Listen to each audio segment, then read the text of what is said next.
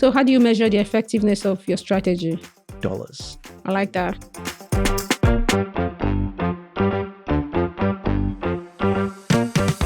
Welcome to another episode of MozPod. My name is Chimamejo, your host, and our guest today is Tom Bangay. Tom, thank you so much for joining us. Thank you very much. It's my pleasure to be here.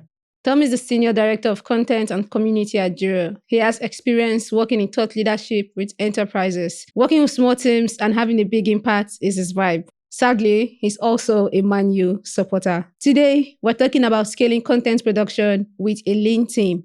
If you find anything interesting from this episode, please use the hashtag MozPod to tag us and share your insight on social media. Tom, draw us a picture of organic traffic when you joined Juro. What was it like? Sure. So I joined Juro in 2018. I was actually employee number 12. If you think about like organic traffic back then, I mean, we didn't really have any. I mean, we had some brand traffic because we'd done some PR at that point and stuff like that. But in terms of like some sort of engine of how people were coming to the website, I would say zero. And so it remained actually for a little while. When I first started, organic search wasn't really a channel for us. We were in the sort of slightly panicked startup phase of like, no one's heard of the company. What do we do? Let's try a load of stuff. So we did lots of thought leadership, like long form content, brand stuff. And that kind of worked for a bit. But then we needed something a bit more repeatable. So we started making some investments in search. I just mean time investments. We didn't have any money. And yeah, we started trying to pursue some keywords, which back then were a little bit easier. And not in any like sort of insightful way did we approach it. We tried to write good content, built links, old-fashioned stuff. And it kind of worked. At that point, we were living on a subdomain, which is like any SEOs listening would be like, my God, what were you doing? And eventually we did get out of there. But for a while, we were just building on this HubSpot blog, which seemed a good idea at the time until we had to migrate out of there. But that kind of worked quite well. We started to get some traction in terms of useful traffic. And so that's how I built the case to kind of invest a bit more in it. So you went from zero, and what does organic look like today? Very good. I mean, I don't know, more than 100K users a month, which is like, in the context of enterprise traffic is really not that much. But when you consider the proportion of our revenue pipeline that leads back to organic search, it's actually really big.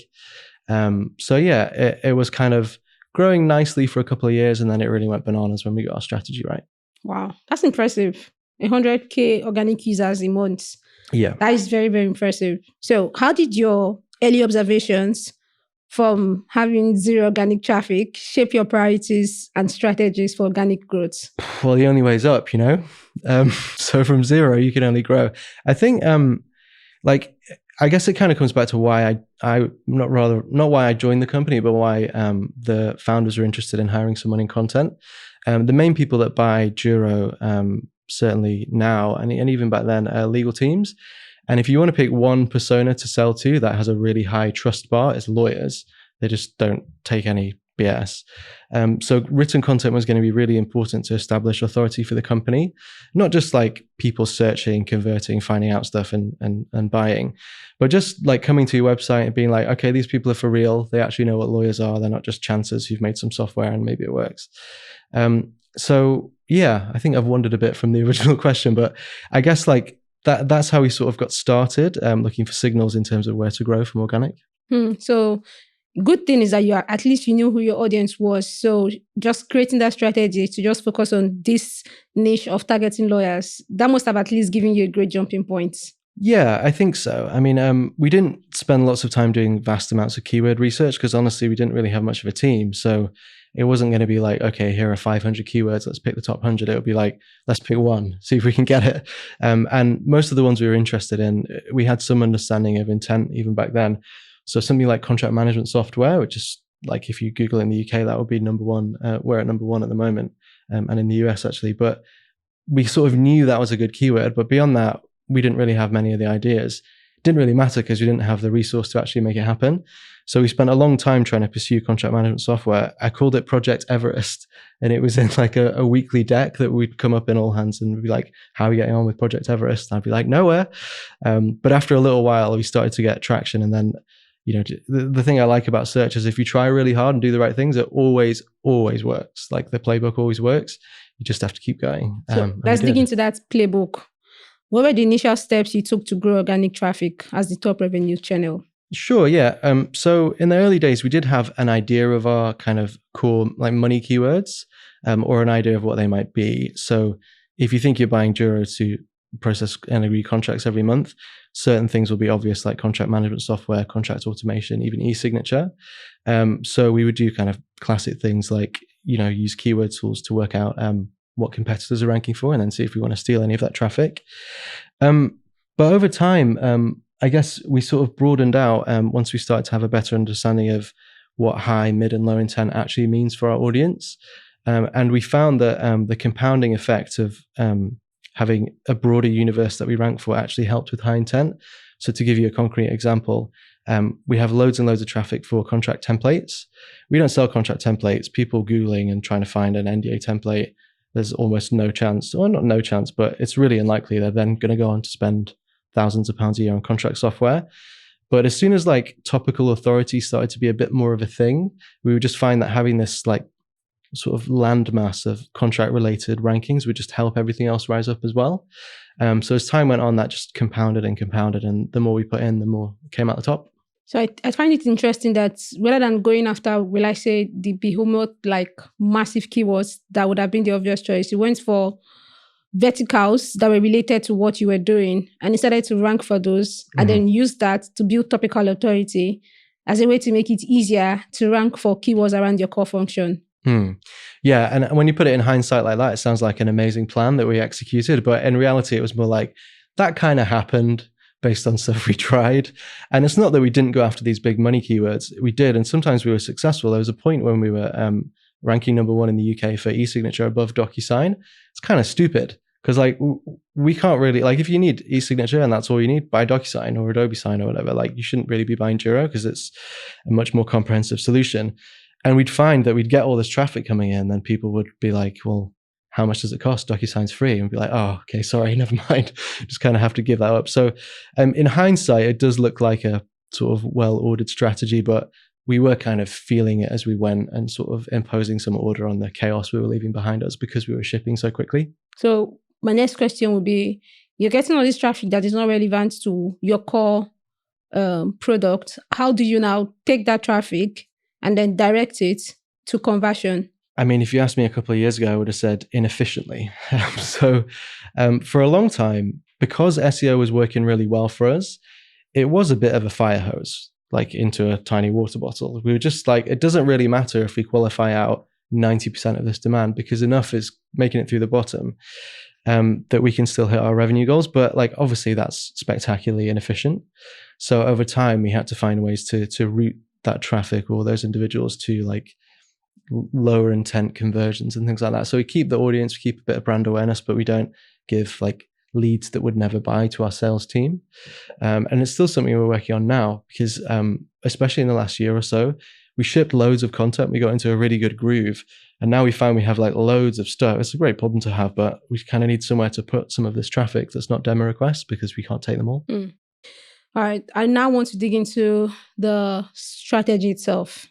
You said you developed a revenue-oriented keyword strategy. What does that even mean, revenue-oriented keyword strategy? Were you like targeting just bottom of the funnel keywords? Yes. Well, yes and no. So I think right at the very beginning when I joined Juro, when I was actually trying to pitch the CEO who'd become my boss on who he should hire, which was not me. I was freelancing for him and it was very lucrative at the time, freelancing in legal tech. It was great. And I ruined it by being hired by one of my clients. So at the time, I was trying to explain to him that like your content strategy should always be revenue first because otherwise it's very hard to defend it. So if you're in a board meeting and things aren't going well and the investors are like, what does this content team do? You don't need a blog. That's not really helping you grow. Get rid of it. So whenever we do content planning, not just for SEO, but for any channel at Juro, it should always start right at the beginning with some kind of pyramid diagram with a $sign at the top. And often people just have ideas at the bottom and work their way up. Like, let's just do a blog. Let's write about funding, or like, we've opened an office, we hired this person. Like, why? Who cares? Like, it might feel good in the company, but it's not going to do anything for you. So we would tend to start with a dollar figure at the top and then try and work out how content influences it. And in anything like in social or community or thought leadership, anything non-SEO as well as SEO at Juro, you should really be able to stop at any moment and kind of look up through that metaphorical pyramid. This is like a wild mixed metaphor I'm running with here, and see at the top like a dollar sign. Because if you're not, there's by definition something more valuable you should be doing. So the way we actually did our content planning was dollar sign at the top, which would be like, we want to get to X million in revenue or whatever it might be. And then you work your way down through like the thing we sell, like what is going to get us money, it's our product. And then pain it solves. And then below that, there's themes. And below that, there would be like people and industries. And all the way at the bottom, once you've done all that hard work around who you are and what you're for and all that kind of stuff, it should be really easy to have content ideas at the bottom and know that they are relevant to your revenue goal. So that's really how we would do our thematic planning. When it comes to SEO, like obviously there's a lot more to do after that. But if you've not done that work beforehand, there's just such a high risk you're going to write useless content. Let's dig further into that nitty-gritty. How do you identify where you can win in search with limited budgets and still targeting those high-value money keywords? So in terms of like where to focus our time and like how we do that planning, we only really do very deep keyword planning twice a year. Mainly because I just don't see the point in stopping. If you get good momentum going, like, businesses have this like quarterly cycle. It's just so disruptive to stop and do a planning exercise again. And if you did a good job, then you don't need to. Like the universe of keywords available is not going to have changed dramatically from January to June. So if you do a good job, you'll get it right. But what we try and end up with our keyword planning is obviously a mixture of high, mid, and low intent. And when it comes to keyword difficulty, I'm not that intimidated by it. I think it's not that, we have an amazing domain authority and we're just going to leap to the top of Google for everything. But I have found that particularly after the helpful content update, when was that? Year before last now? Backlinks are just a bit less important, just in my experience. Sorry, did you just say backlinks were a bit less important? Yeah, we definitely found that. I was trying to make sure I heard you correctly. It's not that they're like not important at all, but if you think about a keyword difficulty of like 0 to 20, and our website is not a bank, it's not got like 99 authority or something. We quite often find we can rank like top 3 for a keyword like that with no links just by publishing it. And that's not because we're doing anything. Like the website looks good, it's well structured, it's clean, and everything's well optimized. But I just think getting away from sort of late noughties vibe of just backlinks will get us there was really helpful to us. It's like, don't worry about that, especially for the weaker keyword difficulties. So yeah, I think where we try and end up looking ahead to like a H1 or H2 in terms of the planning document we have in front of us will be a spreadsheet which is like a few hundred rows of content ideas, and there would be article titles, and you'd have primary keyword, secondary keyword difficulty, and then like categorized by mid, high, low intent. And then we'd have kind of local categories beyond that, so contract templates or like software comparison, stuff like that. And we just want to have a healthy mix of high intent and mid intent keywords and low intent, yeah. And low intent all throughout the funnel. So if you're not using backlinks, what are you then doing to get this content to rank? We do some backlinks. I don't want to give the impression that we've abdicated backlinks entirely. We'll do some guest posting and things like that, and we get organic backlinks as time goes on because the domain authority of the company is better. We just have more exposure. But I think it's more. There's a couple of reasons. One is we like to have a blend of content and not just go smashing out bottom of funnel content for both external and internal reasons. So if all you do is like, let's pick a real example. So if you took, let's say, a software platform plus verb and contracts. So like manage contracts in HubSpot, manage contracts in Salesforce, manage contracts in Pipedrive, all of which would be super relevant to Juro because we have integrations, all of those. But if that's what you did and you just wrote article after article after article about CRMs, your website looks pretty spammy. It just looks like a click farm where you just have stuff that doesn't really have user experience in mind. You're just smashing out stuff like that. And I just don't think that's a good experience for readers. It's also, and I don't think we talk about this enough in terms of how your team feels. It's a really bad experience as an in-house writer If you're just cranking out the same kind of article with some small changes every day, you're going to get diminishing returns in quality. You're going to get quite bored. So we try to make sure we're doing a healthy mix of educational, top of funnel, broad interest things, mid funnel, like contract process stuff, and then bottom of the funnel, X competitor is not that great, you should try us kind of stuff. And I think that just makes for a healthier mix. If you've been keeping up with SEO updates, then you probably know that keyword research must align with search intent or it just doesn't work. Now, here's where it gets tricky. Identifying funnel-based intent might look simple, but quickly becomes complicated as search intent evolves. How do you know when search intent changes? What if a commercial keyword is actually an informational keyword? Rather than playing guesswork, our new Keyword Explorer powered by AI simplifies your research with high-value keywords optimized for search intents. Whether your goal is to generate revenue with commercial keywords or educate your audience with informational content, Moz AI helps you maximize every dollar out of your SEO budget to achieve your marketing goals. So how do you measure the effectiveness of your strategy? Dollars. I like that. All about the greenbacks. I think, I didn't even really know what a vanity metric was before I started working for a startup. Like I said, I should have done more research. But after a couple of years, I really bought into the mindset that almost everything is a vanity metric. Like traffic is, rankings are, demo requests are, like everything, even like leads, SQLs, because they can all be gamed. Like there's a way you could increase all of those artificially.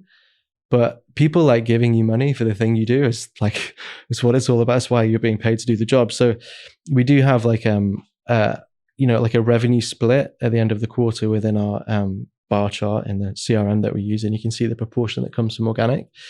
And if the percentage from organic drops below a certain proportion, and even within that, if the percentage of organic that is non-brand drops below a certain proportion, that's like a real red flag that we've done something wrong. And it's been very healthy and growing for a couple of years now. Long may it continue, fingers crossed. Okay, so you're creating all this content. You're being strategic about balancing out your top, middle, and bottom of the funnel. You're converting all this traffic and it's generating like real dollars that you can track. Is there anything specific you're doing inside this content? Any CRO measures you're taking inside this content to make sure that it actually turns into dollar revenue? Yes and no. I think definitely not enough. So this, if I can try and explain this, it's very visual. But the way I try and think about content planning, if you imagine like a nice matrix with two lines, and the horizontal axis is pain solution fit. So on the far left, nothing to do with contract automation, and on the far right, like managing contracts end to end in the browser, which is what we do. And then the vertical axis is ICP fit. So the bottom, anyone, students, competitors, doesn't matter. And at the top, for us, our ICP is broadly around lean legal teams at fast growth companies. The perfect content there would be in the top right? It would be like stuff that only lawyers at scale-ups are interested in, and it's about agreeing contracts. The problem is that universe of keywords is like 3 keywords. It's nothing. So there's not really any addressable traffic there. So with SEO, we made the choice, right or wrong, to optimize for pain solution fit.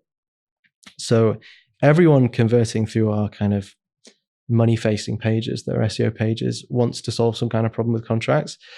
That doesn't mean we can help them, which is a big problem, right? If it's like the wrong kind of company, or they're the wrong kind of persona, or it's the wrong kind of contract, they might just bounce off. And we talked about that earlier in terms of it being inefficient. But the alternative would be, if we just went for ICP, let's just get in-house lawyers to the website. They might not need any software. They might have it solved. They might not agree contracts like that. There's just no guarantee they're in market. So we kind of go for pain solution fit at the exclusion of other stuff. And that means like it is a bit painful, because you do end up with a slightly inefficient traffic motion sometimes.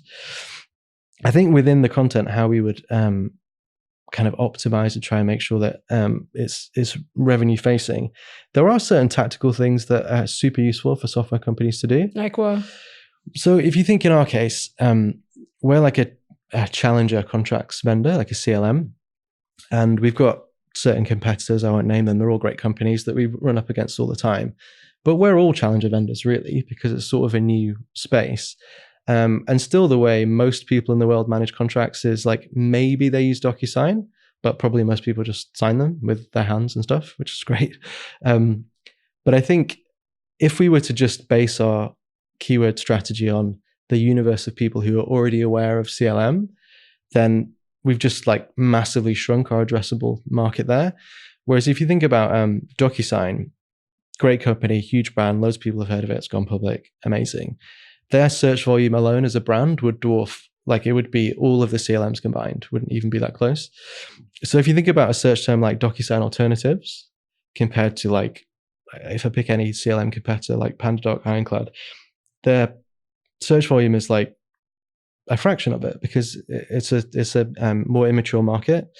Whereas DocuSign alternatives, DocuSign don't really care that we're trying to rank for that. They're not good, we're just like a small company compared to them. But their universe of addressable traffic is so big that by trying to find like a small segment of the people aware of them as a company who aren't entirely satisfied, that's all the customers you'd ever need if they all came to you. So I think like working out just where you have leverage in kind of the rankings world is like really useful.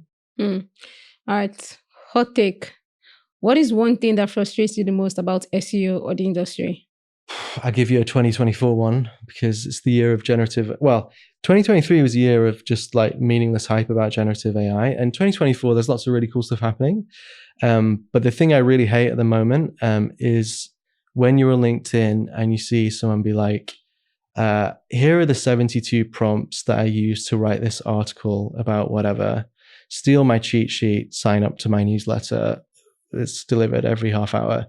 And they share the article, and the article is straight garbage. I hate that. It's like the fact you did it with AI is not an end in itself. Like if you'd produce something really great, bravo, that's amazing. You did it really quickly. But I think it's a bit too easy to not see the wood for the trees. All right. So you have a lean team and you said you managed to 10x content. I want you to walk me through that process. Did you have to like implement a system? How are you even getting more content out there with fewer people? Very lean team, yeah. So there's me and one full-time person on SEO who's amazing. And we hired someone else to join her in the summer. He spends some of their time in SEO as well. But a very lean team. So the actual, I guess, genesis of how we got there, what we tried, obviously in the early days, it was just me. And once we got like a sniff that SEO might work for us as a growth channel, we went really big, or rather I went really big in terms of aggressive output. And like at one point I was writing 8, 9, 10 like chunky pieces a week. I couldn't keep that up. I'm sorry, what now? 8, 9, 10 chunky pieces, like meaning it was at least 1,500 words? Yeah, 1,500 to I do like 2 in a day.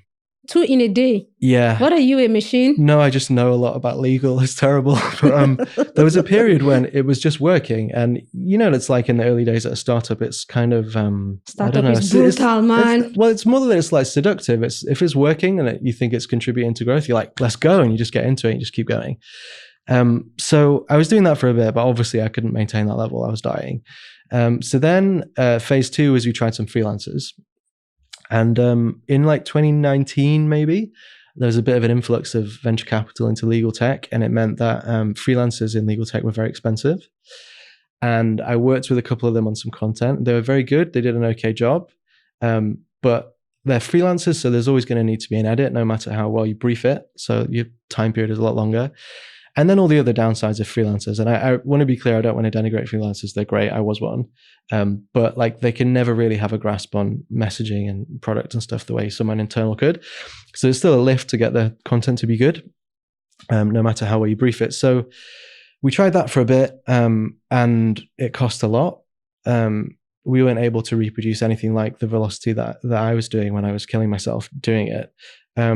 And then, you know, if we modeled it out for the year, if this was going to be a growth channel for us, we started realizing how much we would have spent by the end of the year. And it was the easiest business case ever. Like if we just hire someone, it'll be great. So I told our people and talent team, I would like a unicorn.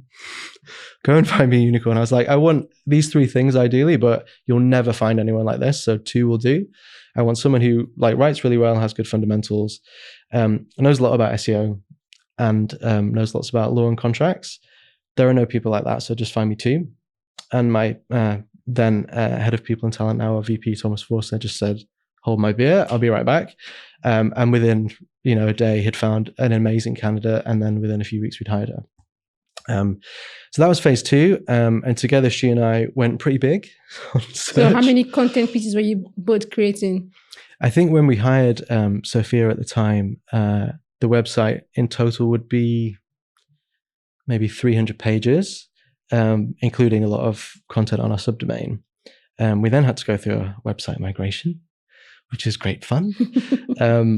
And now we have about 1,100 pages on the site. Damn. How long has Sophia been on the team? Be 3 years in the summer. It's a lot of content. It's a lot of content. It's a huge amount of content. That is at least 700 to 800 blog posts in 3 years. Yeah. Damn. Yeah, we went mad. Damn. I've said damn like 3 times because that is insane. Yeah. I think maybe slightly less, but definitely the primary search-facing collection has grown by about 400 pieces. And then there are 2 more, which have a couple hundred in. So that makes me very curious. If you're producing this much content between the two of you, or now with Sophie, and you're probably still doing a lot of work, how do you even have work-life balance? Yeah, it's tricky. I would say there are a few things. One is kind of getting your working rhythm away from being someone writes something and then someone edits something, and try and have an engine where stuff is happening all the time and you have ways to monitor the quality, which we can talk about. But yeah, we have a really good SEO playbook. So obviously I wrote the first iteration of that when it was just me, waiting for someone to come in, and then they can start rolling out content the way that I like it to be written. Over time, we've had that rebuilt in part by Sophia as well, just to make sure that every kind of efficiency we've made, every kind of time saving and way to do things quicker and guarantee results has been captured, so that when someone new joins the team or we switch to a new type of content, we can make sure we get to a really good result with less time spent on iteration. More details. This is vague. Give me the details. Yeah. So like we'd go down to the level of how to lay out your, like if you think about like how to write a piece of content, right? You've got to have your primary keyword in mind, secondary keyword in mind, how to lay out your headers, what a good header and a bad header looks like. And this is like, there's lots of guidance like this that you could find. You Google it, obviously, very meta, but like to have it all in one place, and like, we know that if you write an article in this exact way, it will probably rank on page 1 or 2 quite quickly. So things like the header levels, formatting, use of images, all that kind of stuff. We also invested quite early in the company in a style guide, which I would thoroughly recommend everyone does, especially when you get into really aggressive delivery. If you find yourself writing loads and loads and loads, it's quite easy for the quality to be pretty bad. So I got someone I used to work with, he's a great freelancer, to produce a style guide for us. Because with a style guide, it's not so much the decision making, like, do we use Zs or Ss when we say standardize, whatever. It's just the infrastructure, like build it. What does it look like? Will it read well? What's the right level of detail? So if you can get a style guide in place, that will help you a lot. Yeah, I think. And on work-life balance, I do other stuff. Like what? I watched the slow collapse and then recovery of Manchester United. I've got 2 small children who just like, that's a really good way to switch off, to start making marble runs. And also like there are other elements of content marketing at Juro I look after, which are completely different. I ask because I'm trying to make sure that you're a human being and not a machine sitting in front of me right now. I'm not sure Sophia's not a machine. Tom is human. Tom is definitely human. Yeah, got lots of scars to prove it. But yeah, I think also investing in the team, like the one thing I alluded to there was content clinic. So we do a fortnightly meeting where the whole team looks at a piece of content we shipped recently. And we assign roles in the group. Someone's going to be hype man, someone's going to be constructive critic. And then we'll go through like 5 or 6 qualities of the content, like channel fit, tone of voice, design. And we'll kind of learn as a group what we liked and we didn't. Sometimes we do it with competitor content. Like, why are we not number 1 for this piece? And we'll look at the piece as number 1 and do the same exercise. That is so good. And if you do that as a group, it means like, the time you spend one-on-one with someone editing is now socialized, so everyone upskills at the same time. That is so good. I'm going to steal that for sure. So you have the content playbook, you have the style guide, you have the clinic. These are really strong systems in place to ensure that quality does not drop and you're still able to meet up with that volume that you've now become accustomed to. Well, yeah, if I told them they were dialing it back, be in trouble. They got used to it now. Are there any lessons that you've learned from scaling content at Juro that other SaaS companies with a lean team can implement? I hope so, yeah. I think like, number one, it's never too early to start with SEO. So, if you arrive as a content person at a seed stage company, for example, it's quite hard to say to the person in charge, like, we're going to start this channel. It might take 6 months. Is that cool? They're just like, no. But like in practice, it can help you a lot faster than that. We've definitely seen that in the past. And I think once you know that you need it, you'll wish you'd started sooner. I think things like playbooks and the meetings and things we just talked about to make it repeatable, the time to invest in that is like probably 3 months before you need it. So even if there's only one of you in the team and you're going to two and you think this seems like overkill, you will use it. Like it won't be wasted time. It's really worth investing in it. Don't host loads of content on a subdomain and then have to migrate it to a primary domain. That was a lot of fun. But I feel like are you really an SEO if you've not done a website migration? Everyone needs to pass the through. baptism by fire. Yeah, pass through the eye of the needle. It's like selling your house or something. It's like you need to do it once to remember how awful it is to like convince you to never ever do it again. Oh man. Hey friend, if you stuck around this far, I'll take it you're enjoying the podcast. Please hit the like button to show your support. Subscribe to stay in the loop and click the bell button to get notified when we release a new episode. Thank you. Okay, can you name one thing that brings you a tiny pocket of joy every day? And don't say your kids. No, I'm not going to lie. So I think, thinking about the glory days of Man United in the late 90s always brings me joy. I think at work, I really like reading GT reviews, which seems like quite odd because I'm not really on the product side. But, when I started the company, it's not that when I started out the company, rather, it's not that we were like chancers who were just like being fraudulent or anything, but it was a very small company. And when you read a review from like some random company in Arkansas that's using your product and they really like it, that's actually, I don't know, it's very rewarding after all the time spent cranking out SEO articles. So I'm just picturing you. You've just finished writing 3 articles in a day and you're like, I'm going to give myself some good time. Go into GT and read somebody. Yes, I really love Juro because they do blah, blah, blah, blah, blah. You're like, yes, yeah. I did that.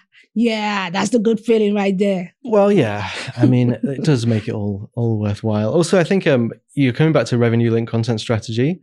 Like that's a really good way to keep satisfaction in your job because it's quite easy in content to become disconnected from like business performance. Sales is out closing deals. They're spending their commission. They're all down the pub. They're having a great time. And like, you might just think, well, I write some stuff, who cares? But if you know that people are converting through content you wrote and you can follow it all the way through to close one, it's incredibly rewarding. We don't get commission. Maybe we should. But I find that very rewarding. That's it from Tom. Follow the money, track the money, put the money back in the contents, and that's going to save your job. Yeah. That's it for today on MozPod. Don't forget to use the hashtag MozPod to share anything you found interesting on today's episode. Thank you to our guest, Tom Bangay, the Senior Director of Content and Community, for joining us. Thank you so much. It's been my pleasure. This episode was engineered by Saul Fox, produced by Chima Major and Joe Cameron, and our YouTube footage was filmed and edited by Sarah Galpin. Remember, curiosity did not kill the cat. It just improved the search rankings. Bye-bye.